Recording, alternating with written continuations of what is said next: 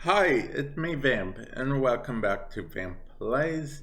Today we are looking at another day of spoilers for Zendikar Rising. Now if you want to see all the previous spoilers, there will be a card with the playlist as well as the playlist in the description below. But without further ado, let's get into the spoilers. Yesterday video, the spoilers were kind of spicy, so let's see if it stacks up today. Okay, so base camp is a land. Base camp entered the battlefield tapped at 1 colorless mana, and then tap at 1 colorless mana like a base land, base camp, whatever. Anyway, and then tap add 1 mana of any color. Spend this mana only to cast a cleric, rogue, warrior, or wizard spell, or activate the ability of a cleric, rogue, wizard, or warrior. Okay, so see, this is a land that works well with the new mechanic that they're trying to introduce, that new party mechanic. So if you're making a party deck, this will work out pretty well. Okay, then we have Ancient Green Warden. I could have sworn we went over this dude, but maybe there's another dude like it, I don't know. He cost 6 to play, 5/7 reach. Oh, we didn't go over this yet. It's interesting that he had reach, considering, I mean, I guess he's a giant 3, but other giants don't have reach. Oh well, whatever. Anyway, you may play lands from your graveyard. If a land entering the battlefield causes a triggered ability of a permanent you control to trigger, that ability triggers an additional time. So it's basically like a Yaksha in a way. Yorick, not Yaksha. Yorick, I think. Okay, so basically, okay, so this could see a lot of play, honestly. If a land entered the battlefield, causes a triggered ability of a permanent you control. That includes our landfall stuff, right? Simics just gets more and more powerful. And guess what? Since you may play lands from your graveyard, that includes Fabled Passage, I believe. So, because Fabled Passage is a land, so that means 1 per turn you're guaranteed at least a land. It's actually, that card is pretty crazy if you think about it. Now you don't even have to go to a historic for card like that. Okay, moving on. Okay, so these two are 2 sides of the same coin. Let's see. This entered the battlefield tapped, and then on the other side, you could choose instead to make creatures your opponent control get -2/-0 to end of turn. Doesn't sound very good, but that's just me. Okay, let's move on. Okay, Strength of Solidarity, cost 1 to play. Choose target creature you control, put 1/1 counter on it for each creature in your party. So if you have a cleric, rogue, warrior, and wizard, you will put 4 1/1 counters on it. For 1 mana, that's not bad at all. Okay, Nor Priest of Oblivion, a vampire cleric. As you know, I have a soft spot for vampires, so let's see what you have. Cost 2 to play normally, and it's a 2/1, but if you want to kick it, its kicker is 4, so basically it would be 6 if you kicked it. Menace, lifelink, and when no Priest of Oblivion entered the battlefield, if it was kicked, return target creature card from your graveyard to the battlefield. So for 6 mana, it may still be a 2/1, but you can return target creature card from your graveyard to the battlefield. So this actually had some scenarios it could be pretty useful, so let's see about that. Let's see, other warrior, cut 3, Kurgan War Leader, cut 3 to play human warrior. Other warriors you control get +1/+1. It's a human warrior, that means it can be combined in a human deck. A lot of warriors are humans, right? So maybe. Let's see what happens. Okay, Smite the Monstrous. Okay. Destroy target creature with 4 or greater. With power 4 or greater. Okay. Now we have Rebel Fort. Tuck Rebel Fort. It's a walk, 0/3, cut 3 to play. Creatures you control have haste. It said creature, not other creatures. So in theory, you could summon this wall and attack for 0 instantly. Bam!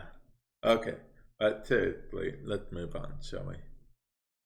Okay, the next one is Relic Veil. Let's see, cut 3 to play. Tap 2, tap this, sacrifice a creature, draw a card. As long as you control a cleric, Relic Veil has, whenever a creature, that's so good. This is so good. This is marvelous. As long as you control a cleric, as long as you control a cleric, Relic Veil has, whenever a creature you control dies, each opponent loses 1 life, and you gain 1 life. That's actually pretty cool. Okay, now let's do Relic Golem. Relic Golem can't attack or block unless an opponent has 8 or more cards in their graveyard. It got 3 to play, it's a 6/6. It has tap 2, target player mills 2 cards. Okay, tap 2, tap this, target player mill 2 cards. That will get 8 cards in their graveyard eventually. Man, mill decks are getting all the cards. Okay. Let's see. Try to then draw a card. It's basically an opt, but different. Yes. Okay, let's see. Skyclave Squid. Defender. 3/2, cut 2 to play. Defender means it can't attack. Whenever land entered the battlefield under your control, Skyclave Squid can attack this turn, though it didn't have defender. Okay, well, that's interesting. Okay, let's see, that spell costs 1 less to cast for each in your party, so that means if you have a full party, you can bring it out for just 2. 2 cost for 5/4 is pretty good. Ooh, whenever you gain life, each opponent loses 1 life. And it's a cleric, so it will go brilliant with that. I don't know why I'm so excited, okay? Don't mind me, guys. I'm just super excited, okay? There's so many deck ideas I have. Let's see. I could go a cleric route. I could go a vampire. A lot of vampires are also clerics. And then there's also another deck that I want to try out eventually with the rogue. Uh, so many choices. Okay. Now, this next one, Nimble Trap Finder. Cost 2 to play. Human Rogue. Nimble Trap Finder can't be blocked if you had another cleric, rogue, warrior, or wizard into the battlefield under your control this turn. At the beginning of combat on your turn, if you have a full party, creatures you control gain whenever that creature deals damage to player, draw a card till end of turn. Okay, that's not bad at all. Okay, now we have, okay, Thundering Spark Mage. I'm a little bit worried about this card, but let's read it. Whenever Thundering Spark Mage enters the battlefield, it deals X damage to target creature or planeswalker, or exit the number of creatures in your party. Okay, up to one of, okay, so it can only do up to 4 damage. That's not as bad as I thought it was going to be. Not at all. Let's actually click on this. I'm curious what it does. Okay, so add 1 colorless. Tap 1, tap this, put a charge counter on this land. Tap this, remove a charge counter from, and add 2 mana of any color, but you can only use it to cast kicker spells.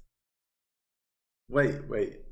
Does it say you can only use it to cast kicker spells, period, or the kicker cost of a spell? Wait, yeah, okay.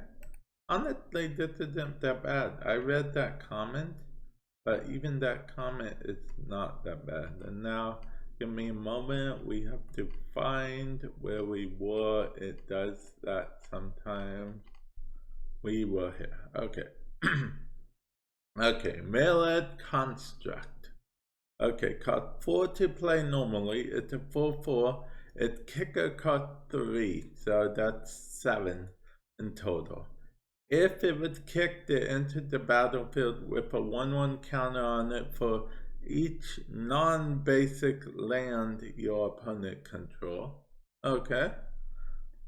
Okay, but you don't even have to kick it because it's a 4/4/4/4. So if you don't kick it, then you just get a regular effect, which is when it becomes the target of a spell, sacrifice it and create a number of 1/1 colorless construct artifact creature tokens equal to its power. That's actually not bad at all. And when it becomes the target of a spell, it just sacrifices itself. So exile won't even work against it. So that's pretty cool. Now its kicker cost might actually be relevant. Okay. And then we will look at these. Let's see. That's a Raging Isle. Okay. Legendary creature, cost 4 to play, Leviathan Crab. 0/17. Okay. Spells your opponent casts that target the Raging Isle cost 2 colorless more to cast, and then tap 3. It gets plus X minus X till end of turn, where X is the number of islands you control. Presumably you would control at least 2 islands, so that means 2/15. And okay, that isn't that bad. That isn't that bad of a card. Let's see, Relic Axe. Cost 2 to play. When Relic acts into the battlefield, attach it to target creature you control. Equipped creature gets +1/+1. If it is a warrior, it gets +2/+1 instead. Okay. And then finally we have Relic Amulet. Whenever you cast an instant, sorcery, or wizard spell, put a charge counter on Relic Amulet.